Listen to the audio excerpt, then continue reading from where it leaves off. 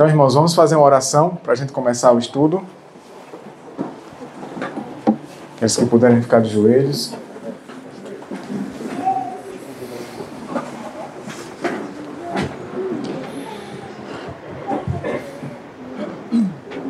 Oremos. Senhor Deus eterno, em nome do Senhor Jesus Cristo, nós te oramos. Meu Senhor eterno, somos muito gratos e não há palavras para esclarecer, com palavras o quão somos gratos ao Senhor, expressar o quão somos gratos ao Senhor por tudo isso que o Senhor tem feito em nossas vidas, por esses momentos. São momentos especiais, são momentos edificadores, em que o Senhor, através da Tua Palavra, entre a comunhão conosco, entre irmãos aqui, o Senhor tem nos aproximado do Senhor e do céu. Obrigado pelas mensagens, obrigado pelas verdades que estão na Tua Palavra. Obrigado por nos ensinar. Nesse momento, rogamos que o Senhor continue nos ensinando. Vamos falar sobre liberdade religiosa. Amém. Pedimos, meu Senhor eterno, peço ao Senhor que o Senhor me use mais uma vez, que o Senhor me capacite, me conceda tanto discernimento espiritual, como também as palavras para poder compartilhar com os irmãos, e também que o Senhor conceda discernimento espiritual para que todos possam compreender da maneira que o Senhor deseja. E que essas verdades possam nos santificar. Que os anjos do Senhor nos guarde aqui, afaste daqui todo mal, e que tudo isso seja para a tua honra e glória. Amém. Nós oramos e agradecemos em nome do Senhor Jesus Cristo. Amém.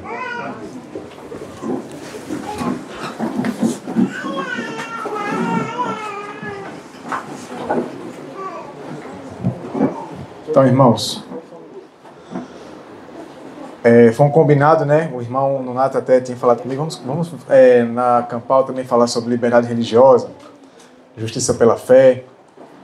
Então, como eu já havia falado sobre liberdade religiosa da outra vez que a gente veio, e foi através de um outro livro que a gente publicou, que a editora Missionários publicou, que é um livro muito bom. Mas graças a Deus, recentemente nós descobrimos esse material, logo depois que a gente veio aqui. São materiais da Escola Sabatina da época dos pioneiros, Essa aqui é de 1895, outubro de 1895. E é uma lição sobre a liberdade religiosa. Então, nós vamos só dar uma resumida, passar por algumas questões aqui para ajudar, porque eu tenho certeza que alguns aqui não entendem bem do assunto, talvez nunca tenham estudado o assunto, já ouviu falar, talvez já tenha escutado alguma mensagem sobre liberdade religiosa, mas de uma outra maneira. Vamos entender como os pioneiros da nossa igreja entendiam esse assunto. Porque eles viveram na pele o desrespeito à liberdade religiosa nos dias deles. E aí eles têm experiência, É muito diferente quando você lê a mensagem de alguém que tem experiência na pele daquele que não tem essa experiência. Então, é igual você ler os escritos de Martim Lutero. Ele teve experiência pesada, experiência muito pesada. E é uma experiência assim que é divinamente comprovada. A gente tem o quê? Procedência. É diferente. É alguém que Deus inspirou a irmã White para dizer: esse homem foi um servo meu. E olha o que ele passou. E aí você vai ver a luta dele. E aí esses homens também, nesse período aqui, eles vinham passando por um processo nos Estados Unidos de que o domingo estava sendo forçado, obrigado em alguns estados, não no país inteiro, mas afetou muitos adventistas. Inclusive alguns foram presos nessa época, alguns anos antes. E o domingo era obrigado a ser guardado. Não poderia se trabalhar nele. Era incentivado a ir à igreja no domingo. E tudo isso foi estimulado por quem? Quem vocês acham que levou esse projeto para o governo? Pergunta 1. O papado. Pergunta 2. Os protestantes. Quem vocês acham? Os protestantes. Claro que por influência, Uma influência milenar, secular, na verdade, do papado. Porém, foi a atitude deles, foi iniciativa deles. E isso estendeu, isso rendeu muito problema, viu? Rendeu. E os adventistas, alguns poucos, né? Eles lutaram pela liberdade. Essa liberdade não era só em favor do adventista. É uma liberdade que ela abrange todas as igrejas, todas as religiões. Vamos entender quem é o autor da liberdade, né? E vamos entender sobre a liberdade de consciência, que até hoje é tão desrespeitada, tão assim mal compreendida.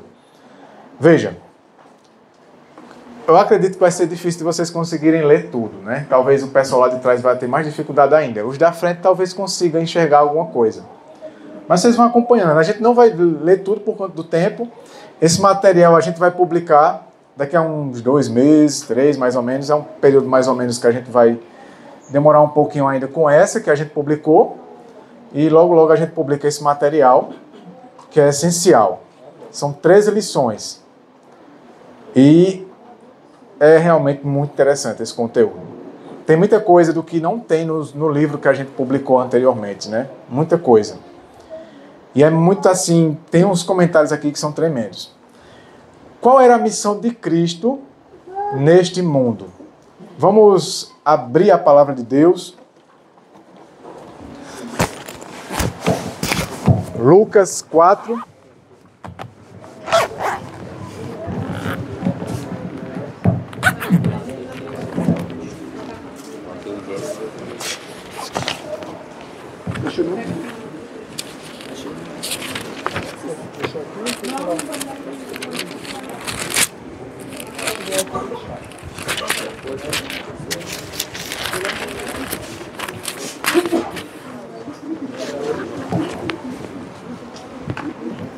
Lucas 4, 18.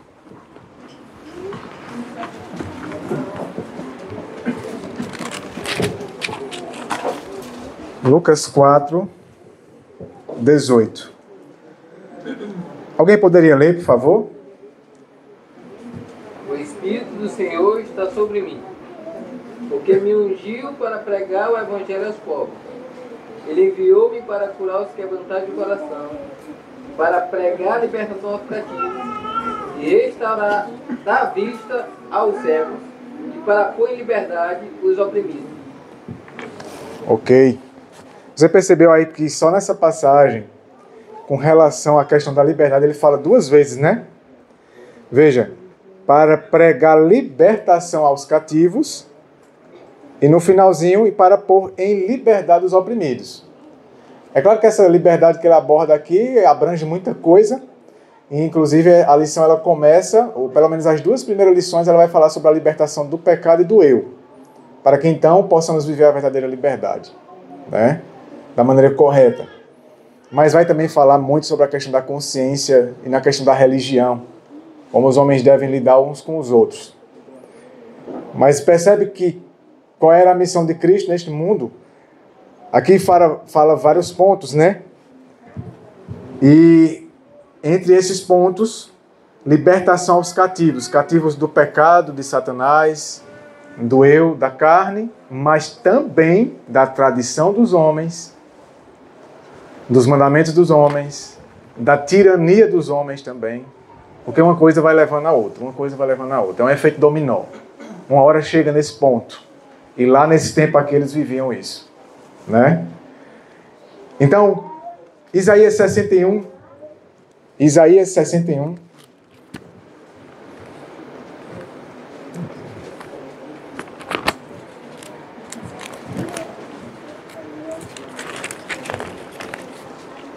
Rapaz, como é difícil abrir a Bíblia com o microfone na mão.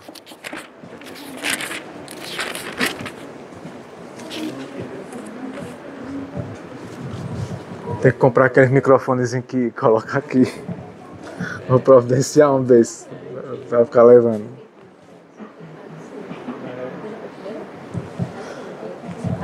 Isaías 61, versículo 1. Quem poderia ler, por gentileza? O Espírito do Senhor, Deus, está sobre mim, porque o Senhor me ungiu para pregar boas novas aos quebrantados enviou-me a cura, os quebrantados de coração, a proclamar libertação aos cativos e a pôr em liberdade os algemados. Então você vê que essa era a missão de Cristo. E ainda hoje é a missão dele. Através da obra do Espírito Santo, através da verdade. E dar essa libertação aos cativos. E isso é o começo de tudo. Né? Primeiro você precisa entender que você é escravo. Como a gente já aprendeu muita coisa nesse final de semana. Veja o que diz aqui, ó, a segunda pergunta. O que tornará os homens livres? João 8. Eu não vou abrir não, porque fica ruim só de mexer aqui com o microfone. Então eu vou pedir para que alguém possa ler, por gentileza. João 8, 31.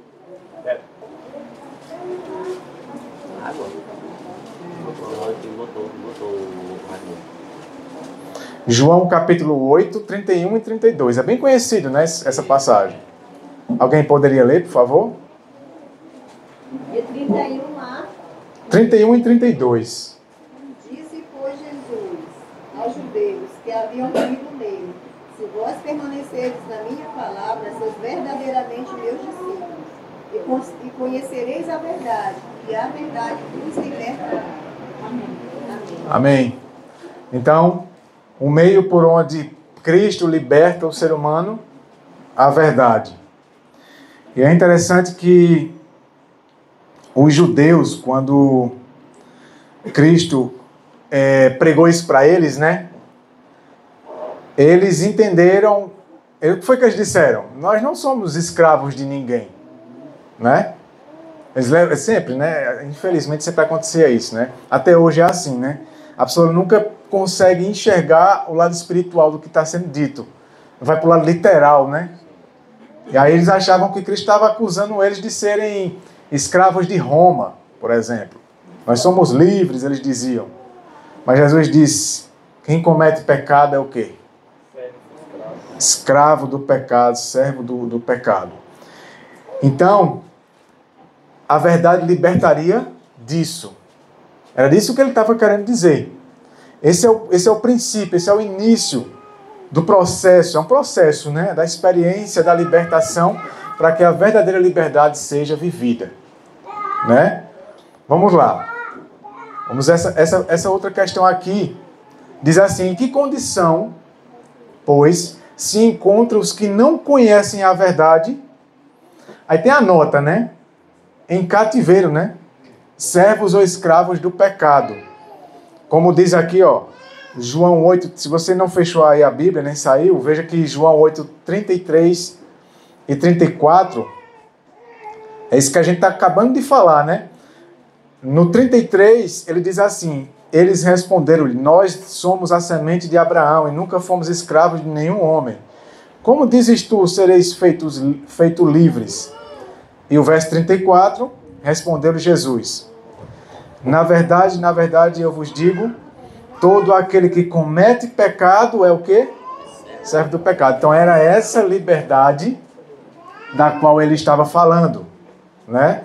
Era essa liberdade da qual ele estava falando. Se você vai para 2 Pedro 2, 19, olha que interessante, 2 Pedro 2, 19. Eu vou ler rapidinho aqui para vocês. Algumas coisas eu peço para vocês lerem, outras eu vou ler. Eu me lembrei que eu tenho essa mesma tradução de Bíblia aqui no celular, vou ficar lendo por aqui. Enquanto prometem-lhes liberdade, eles mesmos são os servos da corrupção. Para quem o homem é vencido, pelo mesmo é trazido a escravidão. Então aqui Pedro fala de uma classe para as pessoas, de uma classe de pessoas que promete liberdade, sendo eles mesmos servos da corrupção. E aí, aquela mensagem que fala muito sobre, que leva muito para o liberalismo, ela mais escraviza do que da liberdade. A verdadeira liberdade, ela primeiro passa pelo processo de libertação do pecado, da escravidão do pecado. Enquanto que outras mensagens por aí falam tanto de liberdade, de que todo mundo, de que tem que ser livre, de que a gente está livre, que Cristo nos libertou e tudo mais, mas aí leva as pessoas a se acomodarem e a se conformarem com a própria escravidão que elas vivem. E não mostra para elas que elas precisam primeiro ser libertas do eu, do pecado, da carne, da escravidão, do mal, do inimigo e também das tradições dos homens. E por isso que Pedro diz, né, enquanto prometem-lhes liberdade, eles mesmos são servos da corrupção. E não é essa liberdade que Deus nos ensina. Veja o que diz aqui nessa outra questão. Quantos membros da família humana, em sua condição natural, são escravos do pecado? Romanos 3. Romanos 3, 23.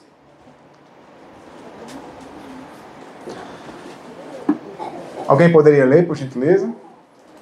Porque todos pecaram e privados estão da glória de Deus. Então, quantos? Todos.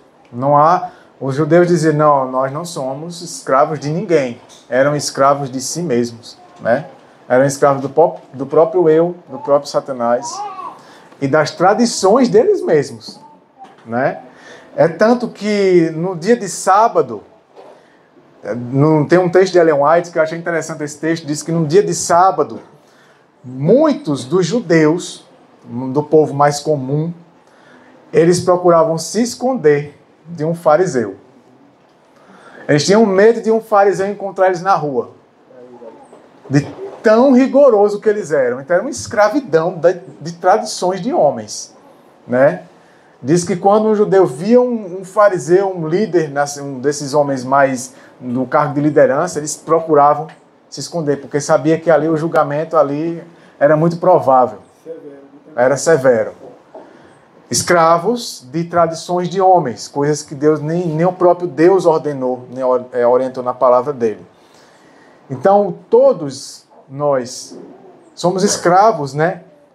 Assim, estamos aprendendo que Cristo já nos libertou.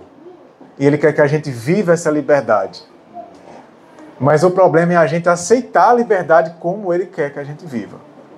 Porque a liberdade que é ensinada é para a gente continuar no pecado. E escravo de tudo isso que eu mencionei. Enquanto que a liberdade que Cristo ensina é para nos libertar de todas essas coisas que eu mencionei. Veja. A 5. Pode falar. Há uma grande diferença da libertação que Cristo promete. Essa libertação pode parecer para nós demorada, mas o que Deus quer fazer é uma coisa rápida. É como uma pessoa que é servo da droga. Um viciado é um servo. Escravo. É um escravo da droga.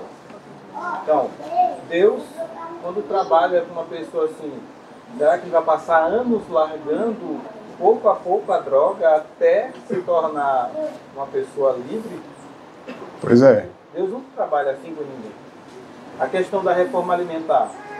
É escrito no Conselho sobre Regime Alimentar que o propósito de Deus era que nós mudássemos, ele mudasse o nosso paladar. Não demorássemos uma eternidade, 20 anos para mudar. Vou largar a carne, depois vou largar o frango, depois vou largar o peixe, depois vou largar o queijo, depois o leite. Tá. Aí quem está largando sou eu ou é Deus que está fazendo a obra? Sou eu. Entendeu? Uhum. Então, muitas vezes a gente confunde e quer fazer uma obra e a gente está pensando que é Deus que está fazendo a obra, quando na verdade eu ainda continuo escravo. Eu estou fazendo uma obra pensando que me torno livre, mas sou escravo. Aí foi falado aqui sobre o rei Nabucodonosor. Ele passou 7 anos, mas ele não passou 7 anos para se tornar um homem. Ele passou 7 anos para reconhecer que era Deus que podia fazer isso. E quando ele reconhece, imediatamente a obra é feita na vida dele. É isso. Então, às vezes a gente pode pensar que tem que ter um processo. O processo só acontece porque a minha fé é muito pequena para aceitar que Deus pode me libertar na hora que eu crer. E permanecer crendo, eu vou permanecer livre. Então, nós temos esse problema de crer no processo. Mas o processo de Deus não é um processo longo. Quando eu creio, acontece. Se eu não creio, vai acontecer? Não vai. Agora Deus trabalha de forma diferente com cada pessoa. Para por exemplo, um leproso. Nós sabemos que a lepra é símbolo do pecado, né? Para um leproso ele diz, vai, toma um banho, vai e te apresenta ao sacerdote. Não é assim? Para outro ele diz, ó, banha 7 vezes, mergulha 7 vezes. Porque cada um de nós temos alguns pontos que Deus tem que trabalhar. Então, o fato da operação de Deus não ser rápida não está no que ele não tem a condição de fazer urgentemente, mas está na minha resposta. Se eu responder de forma rápida a direção, a mensagem, a palavra de Deus, aí conhecereis a verdade e a verdade vos libertará. Agora, se eu não responder de forma rápida, Deus vai usar os meios que eu estou oferecendo. É isso. O que acontece? Essa mensagem, quando o Senhor Deus ele passou a me ensinar ela, quando essa mensagem chegou até mim, eu reconheci verdadeiramente porque o Senhor me mostrou que eu estava no fundo do poço. Então ela tem se tornado para mim algo muito precioso. Algo muito precioso. E quando assim eu vou para acampar, em lugar que as pessoas ficam conversando sobre a mensagem, e tem muitos pontos que não compreendem, eu fico muito triste. Porque, digamos, aqui, muito simples. A mensagem foi transmitida muito simples. Mas, infelizmente, algumas pessoas não compreenderam a mensagem. Continuam sem compreender. Então, em relação ao Senhor Deus, o Espírito está pronto. O Senhor Deus está pronto. Tudo ele tem verbo, cara. Tudo está pronto. Agora, a questão somos nós. Então, em relação à liberdade de consciência, ele nos trata como indivíduos diferentes. Ou seja, nós somos únicos, diferentes. Ele age de uma maneira com o irmão Emanuel, trabalha de uma maneira com o irmão Emanuel, ele trabalha de outra maneira comigo. As promessas, elas são iguais. Entende? Mas muitas vezes a minha velocidade de raciocínio é mais pouco. Eu sou uma pessoa mais um pouco ali que Deus ele vai trabalhar mais um pouco. Então, se eu disser que eu tenho que passar um período, não sei o que, não, eu tô, entendeu? Porque essa mensagem, quando ela chegou em 1888, se os irmãos tivessem aceitado, se nós tivéssemos aceitado, a irmã Átila disse que eles sairiam já de lá para dar outro mundo. Entendeu? E em pouco tempo, ela disse, se eu não me engano, foi em 1994, foi em 96, foi ela, foi Jones, eu não me lembro, mas que já era para eles estarem na boda do Cordeiro. Entende? Então essa mensagem, se ela chegar do jeito que é para chegar, se nós recebemos ela do jeito que é para receber, abraçarmos, o Senhor Deus é que vai fazer essa operação em nós. Mas aí se a gente dizer, não, é aqui desse jeito, a casa precisa disso daqui, isso daqui. Hoje crê, amanhã não. A reforma de saúde, eu estava falando para o irmão Emanuel, para a irmã também, que para mim eu falei para o senhor, é um milagre muito grande. Porque eu vim de uma família que come muita carne, uma família de leão, entende? Então eu tentava e não conseguia. Mas aí eu entendi que eu precisava ter uma ligação com ela e chegar a Deus, eu chegar verdadeiramente a Deus, contrito de coração. E aí o Senhor Deus operou em mim, que eu, assim, Ele operou de uma maneira tão tremenda que hoje eu não me orgulho de que fui eu que venci aquilo ali, porque Ele venceu naturalmente em mim. Então, cabe a cada um receber a mensagem do jeito que ela é em Cristo Jesus, para que Ele opere em cada um de nós.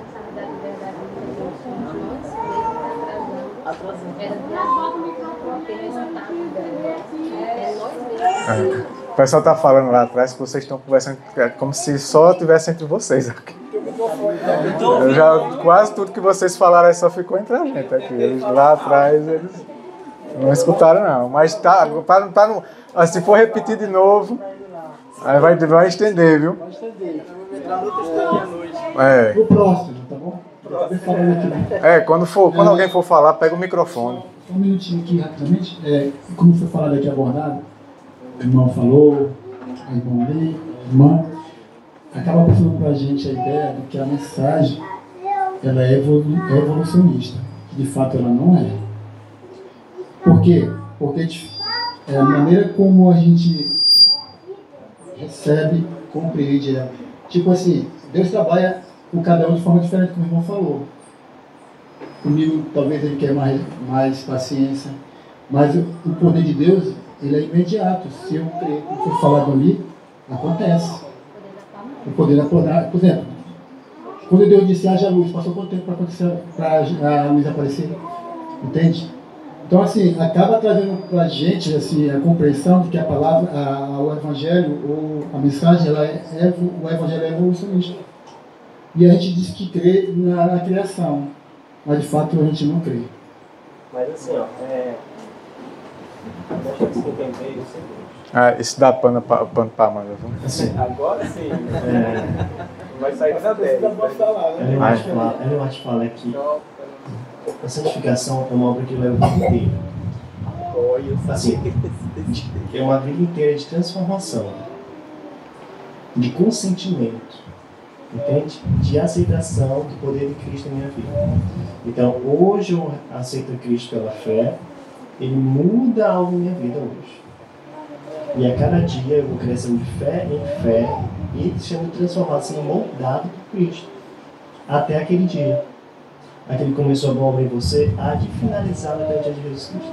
Então eu falo que é cada passo, cada dia, uma aceitação, um consentimento de Cristo. Não significa ser evolução, mas no sentido de, enquanto eu estiver neste mundo, eu vou lidar com o pecado.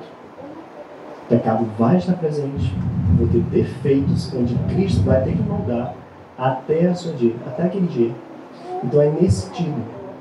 Santificação é uma obra de transformação que leva a vida inteira, diária, de consentimento, consentindo dia por dia, fé após fé, sabe? Até aquele dia. É isso. Não significa descrença do poder de Deus. Há pessoas que são descrentes, incrédulos. Realmente, demora um processo muito grande para sair de um pecado, de um defeito de caráter. Mas há outros que são mais abertos, só consentem. E é assim que Cristo vai mudando o indivíduo, dia após dia, vai tirando todos os defeitos da vida daquele indivíduo, até ele chegar à estatura de Cristo, ao caráter de Cristo. Porque enquanto estiver neste mundo, haverá o problema do pecado. Enquanto Cristo não volta a nos glorificar, nós temos que nos consentir que Cristo atua em nossa vida. Assim, é nesse sentido. Ok, vamos continuar.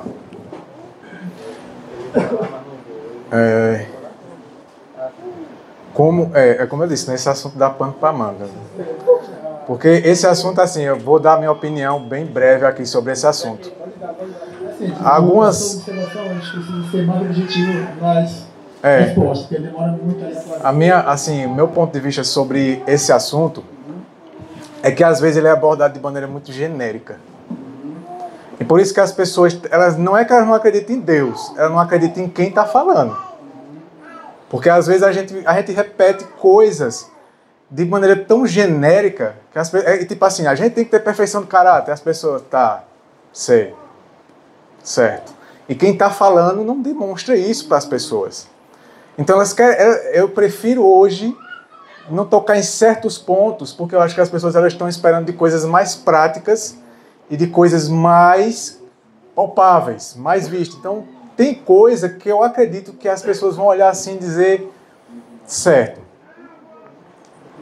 Então, assim, são pontos que são tão profundos que eu comecei a perceber que as pessoas falam de certos pontos que são tão profundos, mas de uma maneira muito rasa.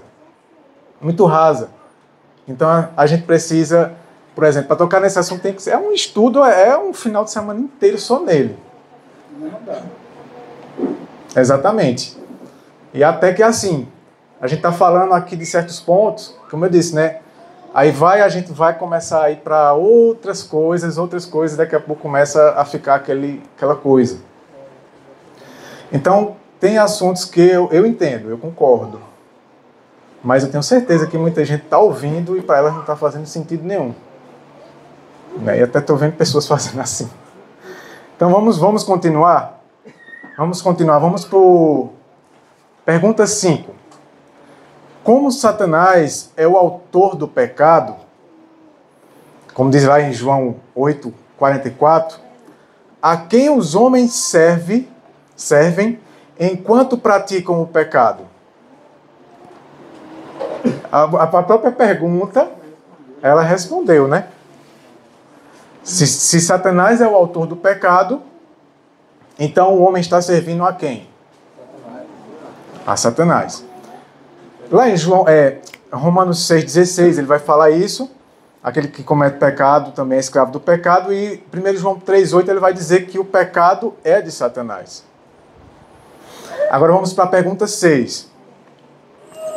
Qual foi a salvação que Cristo trouxe a este mundo? Mateus 1:21. Quem lembra desse texto? Mateus 1:21. O nome dele ele chamará Jesus que salvará o povo dos seus pecados, né? Isso. Não no pecado, mas dos seus pecados. Vamos lá. Mateus 1:21 diz o seguinte. Quem poderia ler? Dará à luz um filho, e chamará o seu nome Jesus, porque ele salvará o seu povo dos seus pecados. Então, a missão de Cristo, a gente está agora tratando da missão de Cristo, que ele salva as pessoas de seu pecado pessoal, né? Salvará o seu povo dos seus pecados. Vamos continuar. A gente está tentando passar rápido, porque são perguntas que são mais simples e são mais introdutórias ao assunto. A pergunta 7 diz assim: já que o pecado é atribuído a Satanás, e Cristo veio para salvar os homens do pecado, de qual domínio ele veio libertá-los? Se o pecado é atribuído a Satanás, e Cristo veio para salvar os homens do pecado, de qual domínio Cristo veio nos libertar? Você percebe que a pergunta ela é tão fácil que a pessoa demora para responder. A resposta está nela. Então ele veio para nos libertar do domínio de Satanás. Veja a pergunta 8. Em que se origina todo pecado? Peraí, deixa eu cobrir isso aqui, senão as pessoas vão ficar lendo o texto. 1 João 1:2. 1 João, aliás, 1 João 2, 1 João capítulo 2, 15 e 17, né? 15 e 17. 1 João 2, 15 a 17. Pode ler. Não ameis o mundo, nem o que no mundo há. Se alguém amar o mundo, o amor do Pai não está nele. Porque tudo que há no mundo é concupiscência da carne, concupiscência dos olhos, a soberba da vida. Não é do Pai, mas do mundo. E o mundo passa e a sua concupiscência, mas aquele que faz a vontade de Deus permanece para sempre. Amém, Senhor. Ok. Então, a pergunta é: em que se origina todo pecado? Vocês conseguiram captar? Segundo o texto. Vamos ser objetivos, irmão, porque senão aí vem a ideia que a gente tem. Não, vamos ficar no texto. Vamos ficar no texto, para deixar que o texto diga para a gente em que se origina o pecado. Todo, né? Todo pecado. Segundo esse texto. Vamos ver se a gente realmente entende o que a gente está lendo, né? Para que a gente não fuja do texto. Vamos ler de novo. Não ameis o mundo e nem as coisas que estão no mundo. Se algum homem ama o mundo, o amor do Pai não está nele. Ei, meu irmão, obrigado.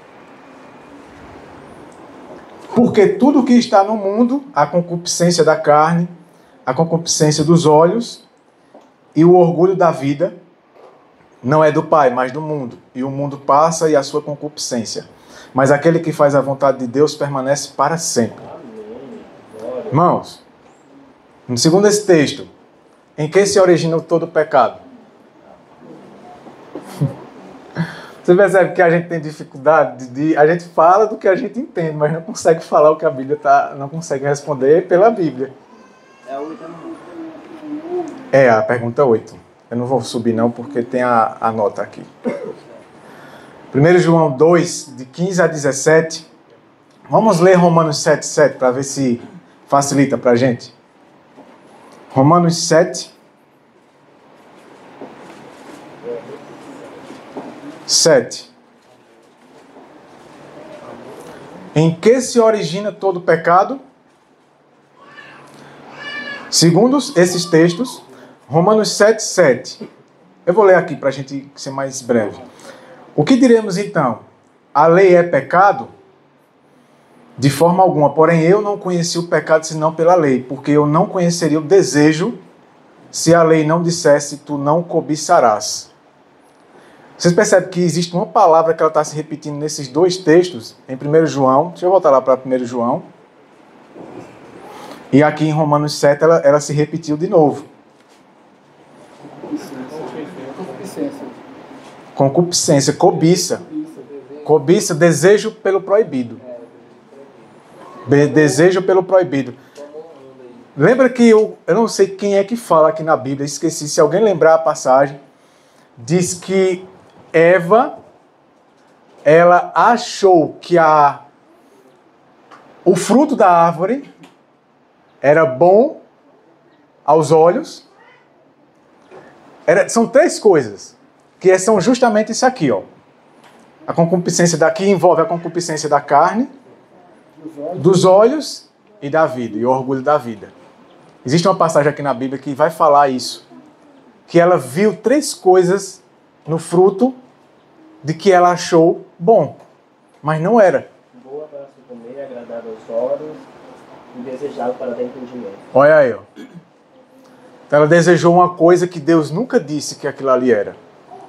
Ela quis uma coisa que Deus nunca falou para ela. Ela enxergou, a concupiscência, o desejo por algo que não é da vontade de Deus e que é proibido, né? Porque Deus havia proibido aquilo ali. Deus disse, não coma daquilo ali. Então, em que se origina todo o pecado? Desejo por aquilo que é proibido. Isso é cobiça, né? É cobiçar aquilo que é da carne, dos olhos e do orgulho da vida. E é isso que o irmão leu aí. Está em que passagem, irmão? Gênesis 3:6, exatamente. Que ela viu, ela foi enganada pelas evidências, né? Ela viu ali, isso tinha alguém falando, cara, vai tentar por sua própria cobiça. Ela foi atraída pelo que ela estava vendo, né? Estava atraindo ela, estava agradando ela. É por isso que a gente tem que ter muito cuidado com aquilo que a gente vê que é agradável. Ou a gente vê, ou a gente come, ou ouve. Nisso se origina todo pecado. Veja o que diz aqui, ó. O amor desordenado por aquilo que achamos que será proveitoso e prazeroso para nós é a causa de todos os problemas existentes no mundo. O amor desordenado por aquilo que achamos que será proveitoso, que vai ser bom para a gente e prazeroso para nós, é a causa de todos os problemas existentes no mundo. Às vezes a gente compra uma coisa que não precisava. Às vezes a gente fala uma coisa que não precisava. Às vezes a gente faz uma coisa que não precisava. Isso é, na verdade, cobiça. A gente cobiça coisas que não precisamos, que não é bom para a gente. Desnecessário. Às vezes cobiça a coisa do outro. E a cobiça está na base de todo pecado. Para que qualquer outro dos 10 mandamentos seja quebrado, o 10º deve ser transgredido primeiro. A cobiça é egoísmo puro, ou seja, o desejo de satisfazer e agradar a si mesmo, independentemente dos direitos dos outros. Por isso que Deus instituiu o governo, por isso que ele instituiu a polícia, né? Porque ele sabia que o homem sem ele, o homem que não seria submisso a ele, iria cobiçar tudo que era dos outros.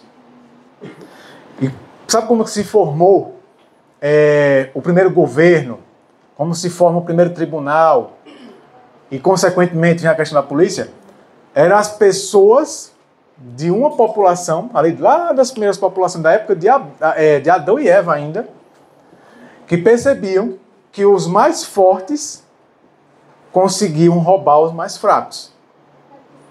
E aí um fraco ou dois fracos, para conseguir se proteger de um forte, ou às vezes vários fortes ali se juntavam para poder saquear, roubar ou até matar alguém, precisava que o que é que fosse feito, já que eles não tinham Deus na vida deles. Se juntassem várias pessoas fracas, mais frágeis, pessoas mais vulneráveis, se juntassem e elegessem pessoas mais capacitadas, mais fortes para protegê-los. E aí começou o primeiro governo, né? E Deus, com certeza, colocou isso na mente deles, porque senão o mundo estaria um caos. Porque o homem, ele sempre quer o que não é dele, o que não lhe pertence, o que ele não precisa. A gente tem essa tendência. Ele mais comenta que antes do dilúvio, isso aí acontecia, né, muitas vezes, os mais fortes tomar a mulher dos mais fracos, e ficava por isso mesmo. Lúcifer lá no céu, ele ficou com inveja de quem? Ele precisava? Ele já tinha tudo. Veja o que é a cobiça do indivíduo. Ele já tinha tudo, né? Abaixo de Deus, ali de Cristo, ele era o anjo mais tudo. Tem um texto de Jones que ele diz assim, que Jones não, o Egon, está lá no Pacto Eterno, que ele diz que quanto mais o homem tem, quando o indivíduo está cobiçando uma coisa, ele está cobiçando uma terra, um carro, uma coisa, um bem, alguma coisa, às vezes um aparelho, aí quando ele consegue, se ele não é uma pessoa convertida, né, claro que só o fato dele já agir assim já mostra que não é, mas não sendo uma pessoa convertida, não vai durar muito tempo até ele aquilo já não satisfazer mais ele. Ele já não satisfaz mais, ele quer mais. E aí ele quer mais e quer mais. Então, é isso que a lição está querendo dizer. Essa é a origem do pecado. Porque Lúcifer tinha tudo, mas ainda queria mais. E nós temos tudo, e muitas vezes nós queremos mais do que necessitamos, do que precisamos. Para a cobiça é o egoísmo puro, ou seja, o desejo de satisfazer e agradar a si mesmo, independentemente dos direitos dos outros. Né? Uma coisa, esse computador, se tiver alguém aqui, vai ser de alguém que vai estar aqui. Esse computador é do irmão aqui. Então, eu sei que esse computador é dele. Quando a gente é criança, vamos ser sinceros, né, irmãos? Já aconteceu. Às vezes eu estava, por exemplo, teve uma vez que no dia das crianças, aí a gente estava lá na festinha da escolinha, acho que eu tinha uns 7, 8 anos, aí a professora, o filho dela estudava na mesma classe que a minha. E a professora, as professoras acho que se juntaram, né? E compraram umas lembrancinhas para as crianças. Aí lá ia a gente abrir, né? Todo mundo empolgado lá. Aí abri, aí era aqueles brinquedinhos bem baratinhos, aquelas coisinhas bem simples.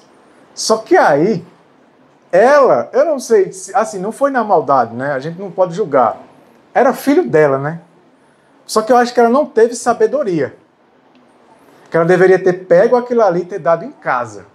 Mas o do filho dela, era o melhor. Todas as criancinhas, os meninos, né? Principalmente os meninos, que eram menino, né? Todos os menininhos ali, tudo ganharam umas coisas, uns carrinhos, uns brinquedinhos. E ele ganhou um Homem-Aranha bem grandão, bem assim. E na época a gente tudo gostava dessas coisas. Quando a gente viu, rapaz, como assim? Como assim? Não. Aí a gente ficou com muita raiva. A gente ficou com muita raiva. E a professora notou. E todo mundo ficou com inveja dele. Todo mundo ficou com inveja dele. Eu lembro que eu ainda peguei o brinquedo dele e aí joguei no chão com raiva. Eu era mau, pessoal. Eu não era boa peça, não. A minha esposa sabe. Eu era... Olha, é uma mudança... Eu sei que a mudança... Deus ainda está acontecendo, mas eu era ruim demais quando eu era pequeno. Eu peguei com raiva Peguei e joguei na frente dele, ainda empurrei ele. Mas veja. Então, se não tem, você também não vai ter, não. Quase que quebra o boneco do menino, mas graças a Deus não quebrou. Mas veja o que é que eu estou querendo dizer. Né? Ali eu não tinha conhecimento, não era convertido, além de ser criança, era mais dominado pelas paixões. Isso foi Lúcifer que desenvolveu nele e ele trouxe para a humanidade. A cobiça. Essa foi a causa da queda de Satanás no céu. Como diz lá em Isaías 14, 13 a 14. Se você ler essa passagem, você lê com cuidado, você vai vendo os pontos de cobiça dele. O quanto que ele cobiçava. E do homem na terra. Esse é o espírito dominante do papado, ou o homem do pecado. É o que governa os homens pecadores em toda parte. O que é cobiça ou egoísmo? É como não tem a passagem bíblica, vamos, para a gente ir mais rápido. O que é cobiça ou egoísmo? O amor a si mesmo que desconsidera o quê? Os direitos do outro. O que eu gostei dessa lição é que eles detalham certas informações. Por exemplo, quando a gente fala o que é egoísmo, aí é um indivíduo que é amante de si mesmo. E fica por aí. Mas olha o detalhezinho que a lição coloca. E desconsidera os direitos dos outros. E desrespeita os direitos dos outros. E aí entra a questão da inveja. E aí entra várias questões. Desconsiderando. Como a gente está tratando mais do lado da liberdade de consciência, entra muito o desrespeito à consciência do outro. Né? Veja. Visto que o egoísmo é a raiz de todo pecado e que Cristo veio para salvar os homens do pecado, qual era realmente sua missão? Aí, como não tem uma passagem bíblica, e a gente já entendeu isso, a nota diz assim: salvar os homens do amor desordenado, que é um amor descontrolado e um amor desequilibrado por si mesmos, e capacitá-los a reconhecer e desrespeitar os direitos dos outros. Isso, capacitá-los a reconhecer e a respeitar isso, os direitos dos outros. Pode falar. Só comentando sobre aquela parte lá, volta lá a pergunta para mim, por favor. A anterior a essa, é? Aham. A questão da A 9, né? A cobiça e o egoísmo. Sim. Né? Olha só. Paulo diz assim em Timóteo. O microfone não tá bem. Ei, eu ia já perguntar, cadê o microfone, gente? O microfone estava do lado do Paulo homem. diz assim em Timóteo. 1 Timóteo 6, verso 10, na segunda parte. E nessa cobiça, alguns se desviaram da fé, se traspassaram a si mesmos com muitas dores. E depois, no verso 7 e 8 ele diz: porque nada trouxemos para este mundo, e é certo que nada poderemos levar. Tendo, porém, a comida e o vestuário, estejamos com isso contentes. Ou seja, a cobiça, ou até mesmo o egoísmo, que foi tudo que surgiu ali no coração de Satanás e é o que tem no meu coração, é o descontentamento com Deus. Deus já falando: filho, dá um exemplo. 2 camisas é o suficiente. Eu falo: não, Deus, eu preciso de 5. Uhum. Ou seja, eu estou ultrapassando aquilo que é necessário. Entendeu? Deus está falando: filho, esteja contente. E quando eu ultrapasso isso, eu estou totalmente dizendo para Deus que Ele não me governa. E isso, lógico, vai levar ao pecado. E, lógico, o pecado nos separa de Deus. Isso. Então, ele até fala, repete isso em Hebreus capítulo 13, verso 5. Ele fala que nós devemos estar contentes. Contentai-vos com o que tem. Porque ele disse: não te deixarei, nem te desampararei. Isso. Veja um exemplo. A gente vê no mandamento, né? No 10º mandamento: não cobiçarás nada do seu próximo. Aí sai dizendo um bocado de coisa, né? Exatamente. Então, a cobiça, ela gera miséria. tanto para o indivíduo como para os outros, né? Porque o indivíduo cobiçoso, ele mata para conseguir aquilo que ele está almejando, desejando, né? Por isso que o mandamento não cobiçarás é para guardarmos desse mal, dessa miséria toda que ele acarreta. Por exemplo, vendo isso, quanto que hoje existe de depressão, né? De pessoas insatisfeitas com a vida. Pessoas, por quê? Uma coisa que a gente aprendeu hoje, Ellen White deixou hoje pra gente, inspirada por Deus, não olhe para o homem.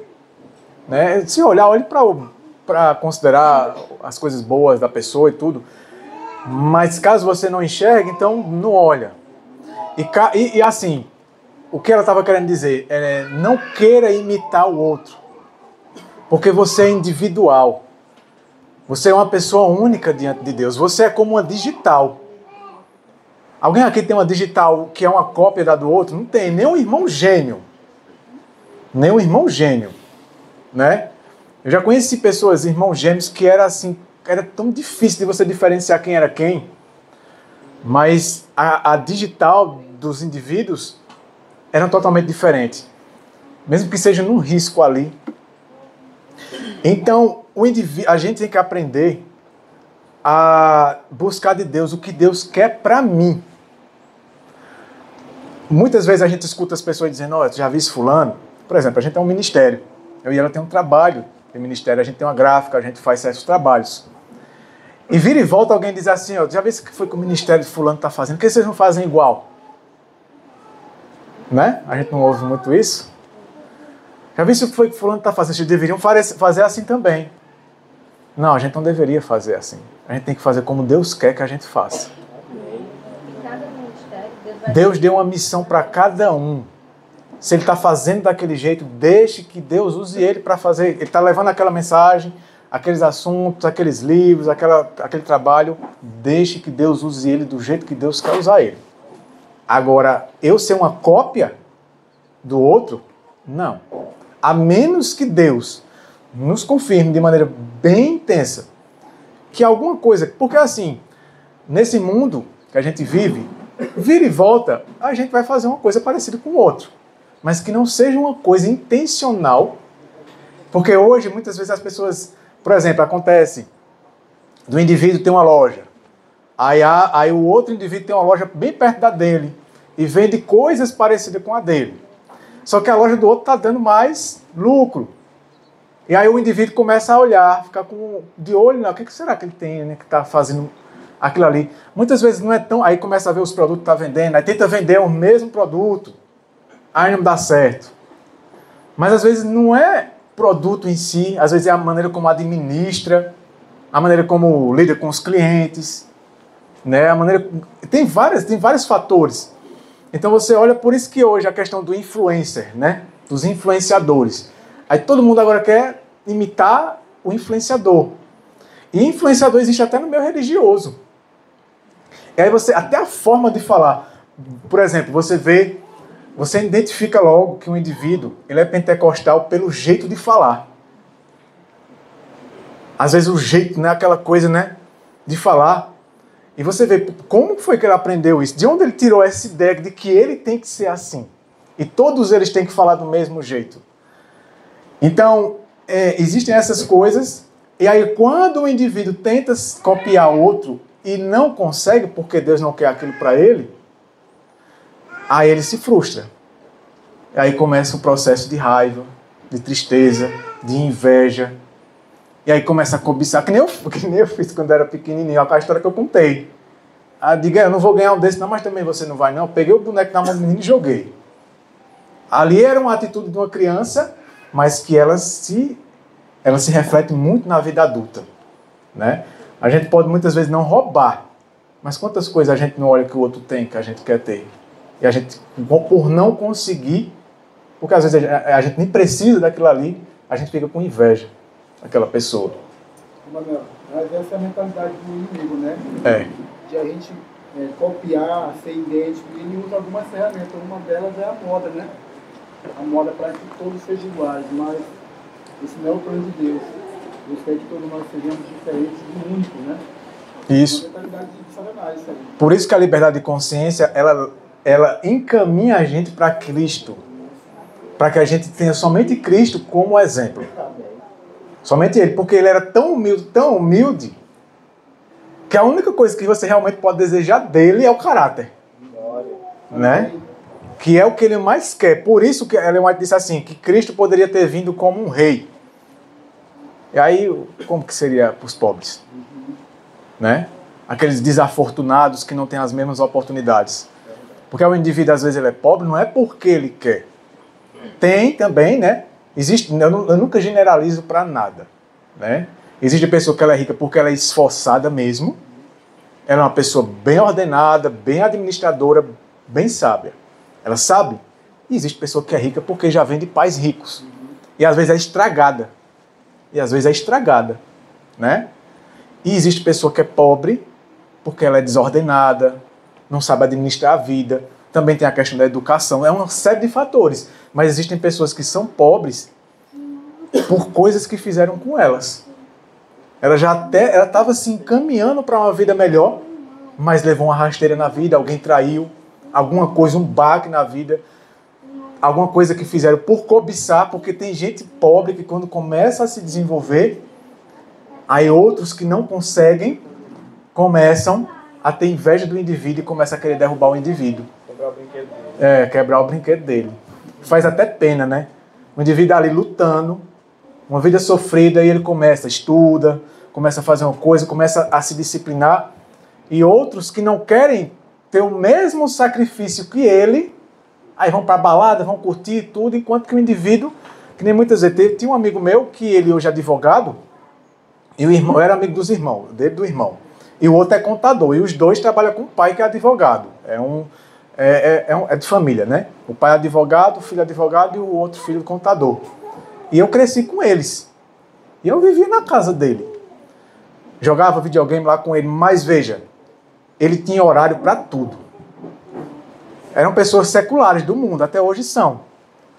Mas ele sempre dizia para mim, só vem aqui tal hora para a gente brincar, eu só posso brincar nessa hora.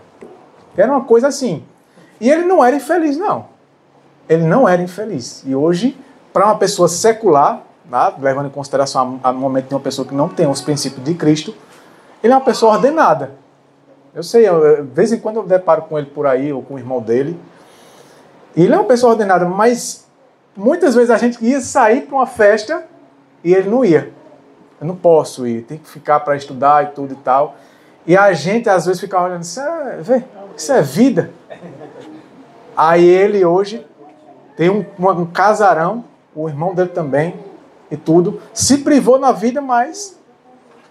Então a gente, indo para o lado religioso, muitas vezes a gente vê o indivíduo se privando de muitas coisas, dessa vida, desse mundo, mas o que é que ele vai ganhar? Né? A pessoa às vezes olha assim, não, fulano, que vida é essa, rapaz? Não pode fazer isso, não pode fazer aquilo. Fulano não come tal coisa, não pode vestir tal coisa, não pode ir em tal lugar. Mas você já pensou o que é que ele vai ganhar no final de tudo? Além da vida eterna, o maior tesouro que tiver no universo, tudo perfeito. Ele perdeu tudo desse mundo que é passageiro, mas vai ganhar tudo do mundo por vir que é eterno e perfeito. Então veja, vamos continuar. Eu tinha lido a 10, não tinha? Olha, essa daqui, essa e uma outra que vai ter aqui, não sei se vai dar tempo, mas a outra que tem aqui é muito interessante. Eu vou até pular algumas para chegar nela. Quais são os direitos dos outros? Vamos ler. A primeira frase. Os mesmos que os nossos. Qual é o direito do irmão Nonato? Os mesmos que os meus direitos. E eu não devo interferir nisso. Se eu peço uma coisa para o irmão Nonato, ou para o irmão Beto, e ele diz não para mim, mesmo com carinho, ele diz, meu irmão, não vai dar e tudo, para mim é complicado isso aí, não vai dar para mim, no momento, tem alguma coisa. E eu ficar com raiva dele, ele tem realmente um motivo legítimo, né? Do porquê que ele não está fazendo aquilo por maldade, não é por desconsideração, ele até queria fazer aquilo. Mas aí ele me dá um não, E eu não aceito, eu não respeito o direito dele de não poder fazer uma coisa para mim naquele momento. E a gente tem muitos direitos que a gente requer para a gente, mas para o outro não. Né? A gente quer que alguém respeite a gente, mas aí a gente não respeita o outro. E aí? Aí muitas vezes a gente colhe o que planta, né? Porque uma pessoa, os grandes homens desse mundo, eles usam do poder deles, da autoridade, para ser respeitado. Mas vivem desrespeitando. Pode falar. Porque aí são princípios, né, que revelam de forma clara o caráter de Deus. O princípio da igualdade, o princípio que Deus não faz acepção de pessoas. Então, isso aí é uma demonstração clara do caráter, revelação clara do caráter de Deus. E, como a gente falou outro dia, sobre que o Evangelho também tem esse papel de revelar o caráter de Deus, mostrar quem Deus é para nós. Enquanto nós entendemos isso, essa questão desses princípios aí, a gente entende, né, vai conhecendo como Deus é e como Ele trata as suas criaturas. Né? Não faz exceção, não ama mais um do que o outro. Né? Isso é importante porque a gente precisa saber disso para poder saber lidar um com o outro. Saber lidar um com o outro. A gente tem dificuldade de lidar um com o outro porque falta para a gente conhecer os princípios do caráter de Deus e aplicar na vida. Aí, por exemplo, o irmão Beto chega com um Fusca. E o irmão José chega com a Hilux. Aí eu pergunto a vocês: quem deles eu devo tratar? Olha só, viu? Olha, cuidado aí com a resposta. Mas eu quero que vocês respondam. Quem deles eu devo tratar? Ô, meu irmão, que bom lhe ver, rapaz. Eita, que felicidade. Chega aí, meu irmão. Vem, meu irmão. Que bom, não, senta aí, ó. Senta aqui nessa cadeira aqui da frente, aqui, ó. Pega da melhor comida que tem aí para servir aqui ao irmão Beto. Não, o irmão Beto não. O outro que tá com a Hilux. O José.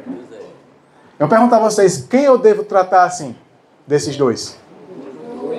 Aí. Tá vendo você? Mas é assim que na maioria das vezes acontece? Não. Aí é que tá a questão, não sei se eu falo aqui, então, ou se eu conversei com alguém sobre isso. Alguém estava conversando sobre isso, não. Isso normalmente a gente faz. Vamos levar o lado político agora.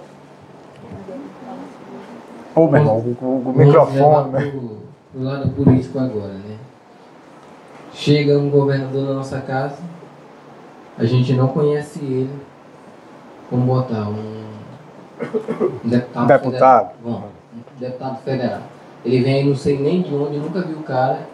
Ele entra na minha casa, eu abro a porta para ele. Mas ele entrou na minha casa. E pior que ele não entrou sozinho. Sempre quando ele vem Vem acompanhado, né? Enfim. Mas aí eu vejo um andarinho lá. Na hora que eu vejo ele lá, vindo lá da outra rua, eu já chamo meu filho e boto para dentro, fez porta e passo cadeado. Porque, e aí a serva do Senhor, ela disse, não é falar. Ela diz isso no Desejo das Nações, não é falar, é viver. Pois é. Porque o maior sermão é na prática. Entendeu? Então, é fácil? Não é fácil. Isso aí é bem verdade, mas aí é que o nosso caráter, ele é moldado. Porque se a gente não fizer isso, a gente não passa na prova, sabe? Eu digo assim para vocês, o Senhor já, até que o Senhor tem me abençoado. Eu vou em alguns lugares e eu fui um tempo para lá, até hoje ainda tem muito roubo de moto. Mas graças a Deus, a moto que eu ando aqui não é minha, só para vocês terem ideia. Nunca quebrou, nunca me deixou no prego, o Senhor nunca me deixou no prego. E nunca foi roubado. Nunca fui roubado. E o Senhor já me abençoou com várias pessoas assim. Assim, até minha esposa falava assim, rapaz, Israel, minha filha, Cristo é que vai proteger. Eu não tenho que olhar a pessoa ali na situação, eu tenho que olhar Cristo. Inclusive, eu tive uma situação que, claro, se eu soubesse, meu irmão, o eu, não tinha dado, mas como era Cristo, eu não perguntava a Cristo, não faz essa pergunta quando Cristo. Parei, assim, o Senhor parou a moto, que eu não tinha coragem, acaba, enfim, naquele traje, parei, eu falei, ó, tô indo pra tal lugar, quer uma carona até lá? Quero, bora. A gente foi, paramos, inclusive eu tava vindo já pra casa, aí desceu, enfim, várias coisas, depois a gente conversou assim, ele me contou todo o histórico dele, assim, ó. Drogas, gente, várias pessoas que ele já matou e tal, roubo, um monte de coisa. Eu falei, ó, tá vendo? E ali também foi uma quebra do orgulho meu, do egoísmo, porque tinha uma coisa que eu era muito apegado, que era uma Bíblia de quando eu fui batizado. E eu só tinha essa Bíblia. E aí naquele dia eu orei para que o Senhor tirasse, porque aquela Bíblia não estava valendo nada lá. Ela me recordava, mas ela estava criando um mofo. Cristo foi lá que eu não posso, eu sou egoísta. E limpei a Bíblia lá e entreguei para ele. Falei, ó, contei a história para ele. Te cuida e permita que Deus faça algo na tua vida. Então assim, a gente precisa colocar na prática. É fácil? Não é. É como a gente tem falado durante tudo aqui que a gente estudou. Uhum. Se não for Cristo em mim, não consigo. Aconteceu algo bem parecido com a gente. Aconteceu algo bem parecido com a gente. A gente estava em Minas Gerais e voltando no trabalho missionário. E aí tinha um casal na estrada assim, pedindo carona. Aí era um horário que provavelmente a gente não sabia se ia passar um carro, mas a gente sentiu de parar. E aí a gente deu uma carona para eles, até a cidade que a gente estava. E no caminho, aí ele também fez isso. Ele foi contando que fazia uma semana que tinha saído do presídio. E começou a contar. Aí, eu vou ser bem sincera, né? Quando a gente encontra uma pessoa assim, que ela começa a contar a história dela, a gente fica meio impactado, porque a gente é ser humano, né? E eu tenho que confessar a vocês que eu ficava em oração. Que assim, Senhor, a gente não conhece, né? E ele foi contando pra gente. E aí, no final, a gente tava ainda comigo no carro. E aí, a gente, quando ele desceu, aí, junto com a pessoa com ele, a gente deu um pra cada. E a gente viu ali como uma oportunidade que Deus deu para ele, né? E para nós também. Porque nós, se fosse por nós mesmos, se ele tivesse de imediato antes de entrar no carro e tivesse falado, a gente teria feito aquilo? Não. Presídio agora. Entendeu? Então, Deus trabalha com a gente de uma maneira incrível, né? Porque Ele sabe da condição humana que nós temos. E naquele momento, eu tenho para mim, assim como foi com você. Você foi a oportunidade, o instrumento usado por Deus para chegar naquele rapaz e entregar aquela Bíblia. O que ele vai fazer com aquela Bíblia, agora é com ele e Deus. Né? Se ele vai querer uma transformação na vida dele, conhecer a Cristo, mudar toda a vida dele, é com ele e Deus. A mesma coisa foi com essas pessoas que a gente encontrou. Eu creio sim. Ali a gente foi um instrumento usado sim para deixar aquela literatura para eles. Né? E aí o que eles vão fazer com aquela literatura é com eles e Deus. E na nossa condição humana, se essas pessoas chegassem já contando, a gente provavelmente não faria isso por elas. Né? Porque a nossa condição humana ela é miserável mesmo. Ela não faria isso. Deus trabalhava. A gente já deu carona para cada história que nas caronas que a gente dava. E assim, esse era o pecado de Pedro, né? Pedro ali fazendo acepção de pessoas. Não a salvação, a graça, o evangelho é só para esses, né? Ele fazendo acepção até que ele tem a visão por ele sol, né? E ele depois tem a resposta do Senhor e veio a compreensão daquela visão. E ele diz, agora eu sei que Deus não considera, que eu não posso considerar um homem comum, é assim que falou. Né? Não é assim que ele fala? Imundo ou comum, exatamente. Então, quando você vê a atitude de Cristo em Lucas 15, fala, e chegavam-se a ele todos os publicanos e pecadores para ouvir. E os fariseus e os escribas murmuravam, dizendo, este recebe pecadores como eles. Então, às vezes, isso acontece com nós mesmos. Nós não queremos receber o irmão porque tem esse pecado X. tem essa atitude X, esse defeito X. E nós fazemos o quê? Seleção. Acepção. Entende como é sério? Porque a gente está falando que todos os direitos são iguais, né, de todos os homens, entre os quais estão a vida, a liberdade e a busca da felicidade. E quando nós restringimos isso para o outro, nós nos tornamos egoístas. Porque a gente se considera melhor que o outro. Quando a gente não recebe o outro, quando a gente não quer que o outro esteja perto da gente, a gente está se tornando, fazendo acepção. E Deus que prova isso, né? E a atitude de Cristo totalmente contrária. Ele recebia pecadores e comia com eles. E quem murmurava, que se achava mais santo? Entende? Quem eram os que, sabe, estavam imundos e não se viam? Eram os fariseus. Pois é. Então, essa atitude muitas vezes acontece no nosso meio. A gente está sendo levado por outro espírito, achando que é o Espírito de Cristo. Entende? Então, olha, veja como o irmão estava falando ali no texto, diz assim: os direitos de todos os homens são iguais. Um homem não tem mais direitos inerentes ou naturais do que outro. Os autores da Declaração da Independência enunciaram uma grande verdade ao afirmarem: consideramos estas verdades como evidentes por si mesmas, que todos os homens são criados iguais e são dotados pelo Criador de certos direitos inalienáveis, entre os quais estão a vida, a liberdade e a busca da felicidade. Cristo também estabeleceu o mesmo princípio de igualdade para governar sua igreja, ao dizer: não vos chameis de rabi, porque um só é o vosso mestre, o Cristo, e todos vós sois o quê? Irmãos. Então não deveria existir essa hierarquia, né? Não deveria existir diante de Deus na parte religiosa.